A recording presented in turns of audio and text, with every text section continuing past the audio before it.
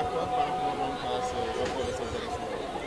Bah, nous ne pouvons pas être d'accord à un report d'une quelconque élection parce que le calendrier républicain devait être respecté dans tous les domaines parce qu'on ne peut pas comprendre des élus locaux qui ont fini leur mandat depuis le mois de juin dernier, 2018, et on se lève un bonjour.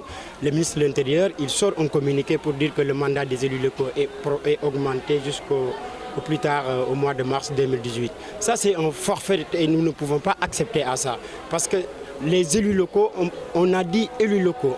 Élu local, ça veut dire que c'est le peuple qui choisit les gens qui les dirigent. Mais là, on a l'impression qu'on a un inversement du modèle normal des choses parce que c'est le président de la République aujourd'hui c'est le président de la République aujourd'hui qui a décidé d'augmenter le mandat des maires et ça c'est une forfaiture. Et je pense que vous avez entendu la déclaration de l'opposition qui est totalement contre ce qui s'est passé et que je pense qu'on va continuer à se battre pour que ces élections-là puissent tenir, même si ça va être compliqué parce qu'on sait très bien que si on doit aller à des élections, on devait d'abord faire une révision exceptionnelle des listes électorales, ce qui n'est pas le cas. On devait revoir le fichier encore une fois de plus. On devait s'unir pour faire un audit de ces dernières élections, mais rien ne s'est passé de tout cela. Et donc, ce qu'on assiste aujourd'hui, c'est que la démocratie est en bas et que ce qui se passe, c'est pas le Sénégal, c'est pas le vrai visage du Sénégal qu'on attendait. Et que, attaque souvent sur les réseaux sociaux, sur la gestion de la commune de Thiénaba. Qu'est-ce qui se passe? Est-ce qu'aujourd'hui, c'est parce que Thiénaba va mal, comme la remarque sur les posts sur les réseaux sociaux?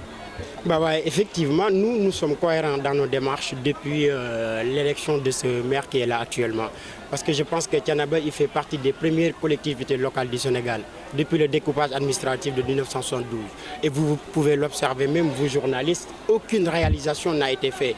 Si on parle de poste de gendarmerie aujourd'hui à Thiénaba, après plus d'une cinquantaine d'années de communauté rurale et aujourd'hui une maire, on parle de réalisation de postes de santé, ça veut dire que rien n'a été fait au début.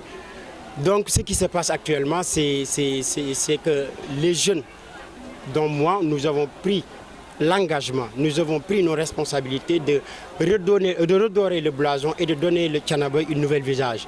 Parce que les gens qui sont là, vous savez, leur seul programme, c'est de faire des délibérations. Et je pense que le fait les délibérations, ça fait partie du mandat de maire, mais ça ne doit pas être l'apanage de tous les jours et c'est ce qui se passe. Donc nous continuerons à donner ce sera jusqu'à, même si les élections devaient se passer en 2022, nous continuerons aussi à être des opposants.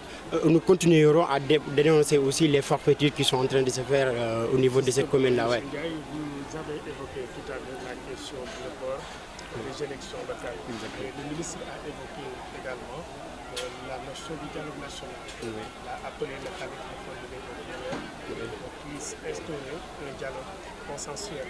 Est-ce que réellement ce dialogue peut-il freiner, n'est-ce pas, effectivement, nous, même au niveau du Parti démocratique, même au niveau du Parti démocratique sénégalais, notre parti a été fait depuis 1974 dans le dialogue.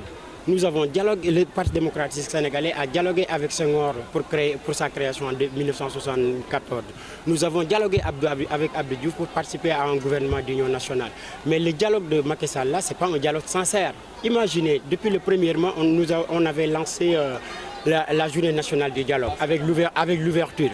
Mais ça fait combien de mois là? Même le président de la commission nationale du dialogue, il n'est pas encore installé, il n'a pas de bureau. Moi je pense que ce dialogue-là c'est du farce et on ne va pas accepter ça.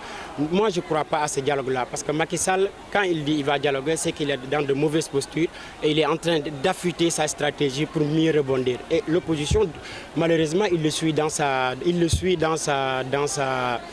cette direction-là et vraiment c'est ce qui nous a causé tout ce tort-là au niveau de l'opposition. Mais moi je ne crois pas à ce dialogue-là, je pense que c'est de la tricherie et qu'on risque de continuer comme ça jusqu'en 2024.